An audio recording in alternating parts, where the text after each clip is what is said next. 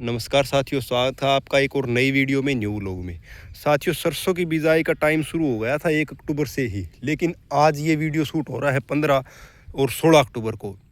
क्यों हो रहा है साथियों, वो भी मैं आपको बताऊंगा। बीच में साथियों कुछ बरसात हो गई थी 5 या 6 अक्टूबर को, लेकिन हमने सोचा कि अब जैसे ज़मीन बत्तर आना शुरू होगी तभी हम वीडियो बनाएंगे। एक किसान भाई के खेत में आज हमने विजिट किया है। सरसों की फसल का कैसा जुमाव हुआ है वो भी हम आपको बताएंगे। कौन सी वैरायटी का आपको चयन करना है वो भी बताएंगे। ज़मीन में कौन सी खाद डालनी है, आखिर में जब कटाई के टाइम आती है तो कौन सा बीज जड़ता नहीं है, कितना प्रॉफिट होगा, सभी बातें हम साथियों एक ही वीडियो के हिसाब से क्लियर करेंगे। सबसे पहले आप साथियों देख सकते हैं, महेंद्रगढ़ साइड में हमने एक खेत में विजिट किया है साथियों। आप देख सकते हैं सरसों इस भाई ने उगाई थी। ये तकरीबन बिजाई है 1 अक्टूबर की। जर्मिनेशन आप खुद अपनी आंखों से देख सकते हैं साथियों, बहुत ही अच्छा हुआ है। लेकिन कारण क्या है, अब इस खेत को दोबारा से जोत करके उगानी पड़ेगी, क्योंकि साथियों उगाव अच्छा हुआ है। आप देख सकते हैं ये सरसों के पौधे हैं सारे, लेकिन ऊपर बरसात हो गई थी। तो कारण क्या है कि जैसे खरपतवार बहुत ही ज़्यादा होगा। जैसे सरसों के साइड में आप देख पा रहे होंगे, साटी उगाई है, बथुआ है जो सर्दियों की घास होती है, जो चरमुंडा घास बोलते हैं, वो घास उगना शुरू हो गया है। तो अब इस किसान साथी को इस खेत को पूरी तरह से बांध करनी पड़ेगी। बांध करने से पहले कौन सा खाद डालना है वो मैं आपको बताऊंगा साथियों। 1 बैग डीएपी का 1 एकड़ के हिसाब से और 40 किलो सिंगल सुपर डालना है आपको। और कौन सी खाद भी नहीं डालनी है साथियों। एनपीके आप नहीं डाल सकते और पोटास वगैरह आप नहीं डाल सकते, वो बाड़ियों का प्रोसीजर होता है साथियों। लेकिन सरसों के खेत में 1 bag DAP, 40 kilo single super phosphate, urea आपको नहीं डालना है। सिर्फ 2 ही खाद डालनी है, सिंगल सुपर फास्फेट और डीएपी, मैंने आपको बता दिया है। नंबर 2 बात साथियों, बीज आपको कौन सा उगाना है। बीज में बात आपको बताऊंगा साथियों। पाइनर 4546, एडवांटा 414 और एडवांटा 427 और श्रीराम 1666 व स्टार 1015 साथियों। ये वैरायटी क्या है साथियों, ये जानी मानी वैरायटी है साथियों। 5-7 वैरायटी हैं जो चुनिंदा वैरायटी हैं साथियों। दोबारा से रिपीट करूंगा, एडवांटा 414, एडवांटा 427, स्टार 1015, श्रीराम 1666, पाइनर 4546 ही लेना है। 45 जो 35 जो आता है वो आपको नहीं लेना साथियों। उसके अंदर क्या होता है कि उखेड़े की शिकायत कुछ ज़्यादा ही आती है।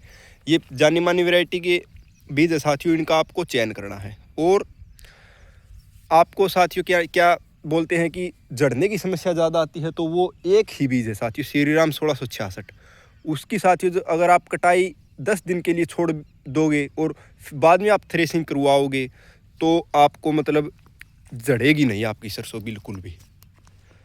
तो इस प्रकार से बीज मैंने आपको बता दिया, खाद मैंने आपको बता दी है। अब साथियों बात करते हैं कि उत्पादन कितना होगा। उत्पादन साथियों ये बोलते हैं कि वो उस वैरायटी ने 12 क्विंटल उत्पादन दे दिया, उस वैरायटी ने इतना उत्पादन दे दिया।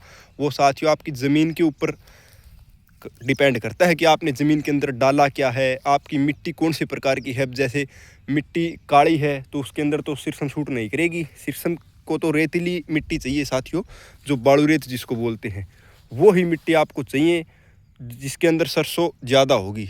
ये नहीं है कि आप काली मिट्टी है या फिर जो जलोढ़ मिट्टी जिसके अंदर बोलते हैं धान वाली मिट्टी में आप सरसों उगा रहे हैं, तो साथियों उससे आपको 5 या 6 क्विंटल ही प्रॉफिट होगा, ज़्यादा नहीं हो सकता। अब की बार साथियों 2025 में जो एमएसपी भारत सरकार ने डिसाइड किया है वो है साथियों 6200 रुपये डिसाइड किया है। तो 1 एकड़ के हिसाब से मान के चलो साथियों, मैंने जो तरीका आपको बताया है उस तरीके से आप लगाओगे, खाद डालोगे, और उस अभी टाइम है साथियों 25-26 अक्टूबर तक आप बिजाई कर सकते हैं सरसों की। मेरे इस तरीके से आप खेती करोगे तो साथियों मैंने जो आपको बीज बताया है उसके हिसाब से आपको तकरीबन 1 एकड़ के हिसाब से 25 से 30 मण के बीच में, मान के चलो 10 से 12 क्विंटल के बीच में आसानी से उत्पादन मिल जाएगा। और 10-12 क्विंटल का प्रॉफिट हो गया आपको 55 से 65 हज़ार के बीच में साथियों। तो इस प्रकार से आप सरसों की खेती बेझिझक कर सकते हैं साथियों। अब इसके ऊपर बरसात हो गई है तो 2 एरो, 1 कल्टीवेटर और 1 सुहागा लगा करके आप सरसों की बिजाई करवा सकते हैं साथियों। जर्मिनेशन आप देख सकते हैं अपनी आंखों से, बहुत ही मतलब लंबी धार बंधी हुई है। बिजाई की थी साथी ने, लेकिन बरसात के आगे साथियों न तो आपकी चलती है न हमारी चलती है। भगवान जब बरसात करते हैं तो कुछ अपना लॉजिक लगा के करते हैं। हमारा काम है साथियों मेहनत करना, फल देना तो ऊपर वाले के हाथ में होता है। हाथ पे हाथ धर के न बैठे साथियों। की बार ये हम मानते हैं कि किसानों को बहुत ज़्यादा भारी मात्रा में नुकसान हुआ है, लेकिन जो बोलते हैं ना कि खरीफ तो हमारी निकल गई बरसात में, लेकिन रबी की फसल में इतनी ज़्यादा बरसात नहीं है साथियों। आप फिर से हौसला रखें और बिजाई करें साथियों। धन्यवाद साथियों।